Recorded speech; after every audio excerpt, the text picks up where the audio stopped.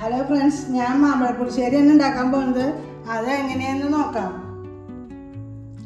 മാമ്പഴം തൊലി കളഞ്ഞ് വെച്ചിട്ടുണ്ട്. അതിലേക്ക് ഇടാൻ മുളകും മഞ്ഞൾപ്പൊടിയും ഉപ്പും വെച്ചിട്ടുണ്ട്. ഒരു തരി ജീരകവും തരി കുരുമുളകും, പിന്നെ വെള്ളം പനിയിച്ച് വെച്ചിട്ടുണ്ട്, കുറച്ച് തൈര്, വേപ്പില, കടുക് പൊട്ടിക്കാൻ കടുക്, ഉലുവ, വറ്റൽമുളക്, തരി ഉഴുന്ന് പരിപ്പ് കൊടുത്തിട്ടുണ്ട്. ഇനി നമ്മൾ തേങ്ങയും പച്ചമുളകും കൂടി അരയ്ക്കുന്നുണ്ട്. ഇനി നമുക്ക് മാങ്ങ മുറിച്ചെടുക്കാം. ചെറിയ മാങ്ങ വെച്ച് കഴിഞ്ഞാൽ നമുക്ക് ഒന്നിച്ചിടാം. ഇത് കുറച്ച് വലിയ മാങ്ങയാണ്, കുളമ്പ് മാങ്ങയാണ്, നല്ല മധുരമുണ്ട്. അപ്പം നമ്മൾ എങ്ങനെയാണ് ഇടുക, 2 സൈഡ് കൂളും ഇട്ട് വയ്ക്കും. ഈ 2 സൈഡ് കൂളും മാറ്റി ഇങ്ങനെയാണ് എപ്പോഴും നമ്മൾ മാമ്പഴപ്പുളിശ്ശേരി ഉണ്ടാക്കാൻ ഇടുക. കൊച്ചു കൊച്ചു മാങ്ങ വെച്ചെങ്കിൽ മുഴുവൻ ഇടാൻ പറ്റും.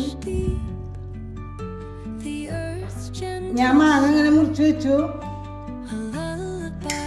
ഇനി നമുക്ക് അടുപ്പ് കത്തിച്ച് കുറച്ച് വെള്ളം ഒഴിച്ച് നമുക്ക് ഒരു കപ്പ് വെള്ളം ഒഴിച്ചാൽ മതി. അതിലേക്ക് മുളക് പൊടി മഞ്ഞൾപ്പൊടി ഇട്ടിട്ട് അത് വേവിക്കാം. പഴുത്ത മാങ്ങയെ കാരണം 5 മിനിറ്റ് വേവിച്ചാൽ മതി, അപ്പോഴേക്കും അത് റെഡിയാവും. ഇതിലേക്ക് കുറച്ച് ഉപ്പിടാം. നല്ലോണം മാങ്ങ ഇപ്പം തന്നെ ഉപ്പിട്ടാലാണ് മാങ്ങയിൽ ശരിക്കും ഉപ്പ് പിടിക്കുള്ളൂ. ഈ സമയത്ത് നമുക്ക് നമ്മുടെ തേങ്ങയും പച്ചമുളകും കൂടി അരച്ചെടുക്കാം. തേങ്ങയും പച്ചമുളക് ചെറിയ തേങ്ങ വെച്ചെങ്കിൽ മുഴുവനുണ്ട്. ഇത് വലിയ തേങ്ങയെ കാരണം ഞാൻ 3/4 ഭാഗം എടുത്തിട്ടുള്ളൂ. ഒരു മുറി ഫുള്ളും ഒരു മുറിയുടെ പകുതി. അതിലേക്ക് ഒരു 1/2 സ്പൂണ് നല്ല ജീരകവും 1/2 സ്പൂണ് കുരുമുളകും ഇട്ടുണ്ട്. ഇനി ഞാൻ 1 കപ്പ് തൈര്, 1/2 ലിറ്റർ തൈര് എടുത്ത് വെച്ചിട്ടുണ്ട്.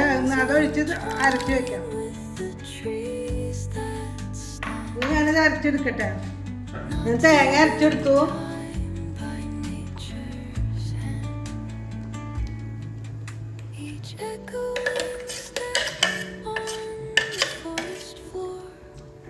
തേങ്ങ അരച്ചപ്പോൾ എനിക്ക് പുളി നോക്കിയപ്പോൾ തൈരിന് പുളി കുറച്ച് കുറവാണ്. അപ്പം ഞാൻ കുറച്ചും കൂടി 1/4 ലിറ്റർ തൈരും കൂടി എടുത്തിട്ടുണ്ട്.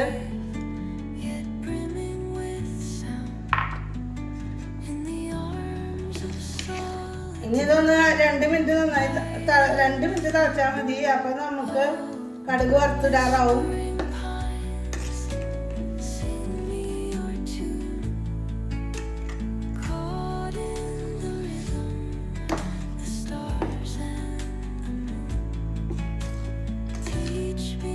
നല്ല പുളിയുള്ള തൈരാണ് വെച്ചെങ്കിൽ 1/2 ലിറ്റർ മതിയാവും. നല്ല മധുരമുള്ള മാങ്ങയാണ്.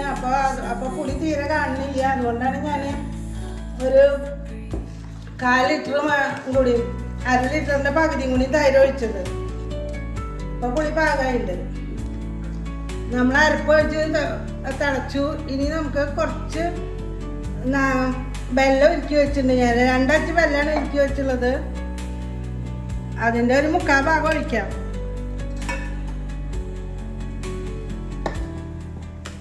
ഇനി നമുക്കിത് ഓഫ് ചെയ്തിടാം. കടുക് പൊട്ടിക്കാനാണ് ഇനി പോകുന്നത്.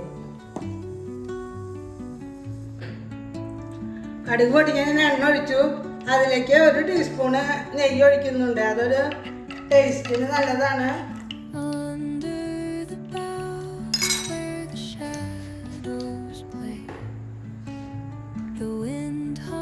ഈ കടുക് ഇടാം. ഉഴുന്നുപരിപ്പിട്ടു, ഉലുവിട്ടു, കടുകിട്ടു, മുളകും. നമ്മൾ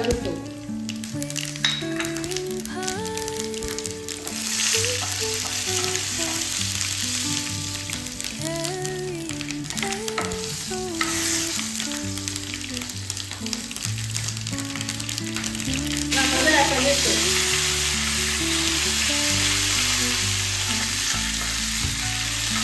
ഞാൻ തീ ഓഫ് ചെയ്തു.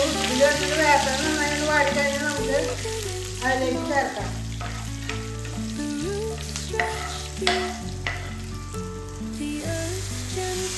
നമ്മുടെ സ്വാദിഷ്ടമായ മാമ്പഴപ്പുളിശ്ശേരി റെഡിയായി. വളരെ ഈസിയാണ്. എല്ലാവരും ഉണ്ടാക്കി നോക്കണം.